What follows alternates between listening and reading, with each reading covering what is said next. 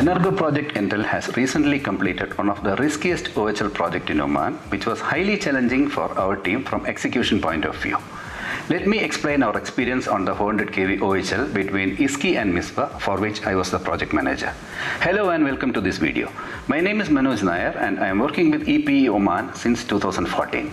I'll try to cover this project in a nutshell through 5 key features, and at the end of this video, we will let you know on a unique activity we did in this project, which was first of its kind in Oman for any overhead line project done so far. Let me tell you about the overall technical specification and brief project history.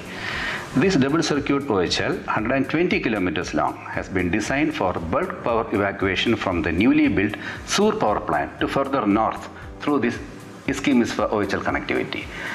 This three-phase double circuit transmission line in delta formation has been designed on self-supporting steel lattice towers with quad-phase AAAC U conductor on polymer insulators and 2 OPGW shield wires on it.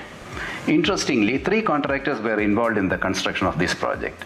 Approximately 22 kilometers from Izki grid station site towards Misfa was done by KEC International, where their scope ended there.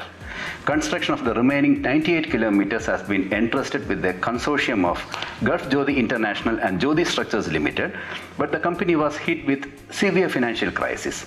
Skipping of schedule and stoppage of work frequently happened, and after issuing a contractual default notice, Gulf Jyoti was expelled from this job on 21st June 2017. Client OETC advised EPE to prepare the tender for balance activities, and the same was prepared and floated by us on 16th July 2017.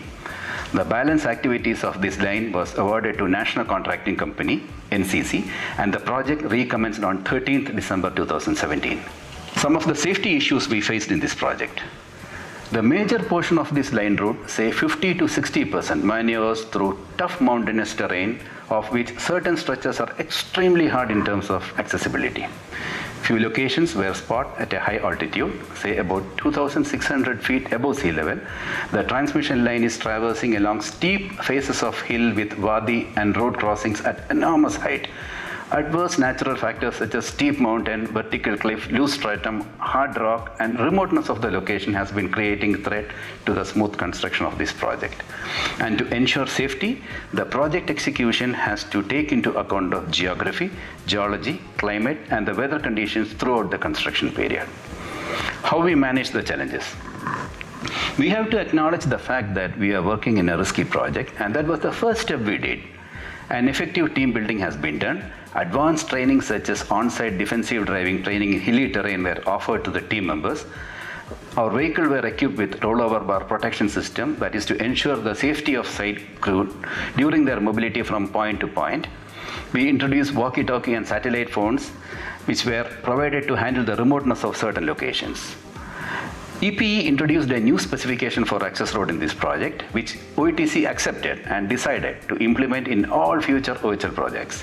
This specification ensures a minimum 4-meter wide carriageway, extra widening at curves, side bunds to safeguard vehicle from rolling over, restricting the road gradient into safe limits, prescribing selection criteria such as age and operating hours for equipment and vehicle as well. We implemented a journey management plan also in this project just to ensure that each and every person, vehicle or equipment could be tracked at any point of time. Let's discuss on the construction experience we had in this project. Adverse terrain condition had always been the governing factor that controlled the overall construction activities. For ease of managing the construction, the entire OHL route has been divided into 3 sections, and we decided to proceed with construction in one section at a time. This had helped in attaining better control over the activities and thereby ensuring safe work practices. Access road design and construction has been done based on the survey drawings and the design guidelines. It was not an easy job, and lots of issues were encountered with hill cutting and benching. Roads were made wide enough with maneuverable gradient, which facilitated safe movement of shovel, excavators, ready-mix concrete trucks, and water tankers. The NCC portion of OHL, sprawling about 100 kilometers, has 207 number of towers, of which 151 are angle towers. Wherever smooth access could be established, we used crane for tower erection, with the crane capacity ranging from 50 ton to 200 metric ton. In other areas, gin poles were used, which is a little bit more time consuming in comparison with crane erection. Stringing 2 was equally challenging as we encountered many lengthy spans from mountain to mountain with deep valley in between, the longest one being just about 1 kilometer. Now we will discuss about the few lessons we learned from this project. Never underestimate the complexity of an OHL project in a hilly terrain. There will be many surprises underneath. We might have experience in n number of OHL projects, but the complexity of OHL project in mountainous terrain will be much more than the sum of all. The implemented tower design in this project with unequal legs and chimney extension based on the ground profile helped extensively in optimizing benching and revetments. It saved considerable cost and time in construction. Scientifically designed access road is the key to successful completion of an OHL project in hilly terrain. Choice of vehicle and equipment, on-site trainings, availability of skilled manpower will definitely add value to the project and enable safe completion of such high-risk OHL project through hilly terrain. As I mentioned in the beginning of this video, the project was full of challenges and surprises. We encountered one particular location where hill cutting for obtaining conductor clearance was found extremely difficult to achieve. Natural profile of the location did not favor construction of access road to reach that area for any earth-moving equipment to operate. Hence, for the first time in Oman, in the history of any OHL project from OETC, we decided to go for controlled blasting to do hill cutting.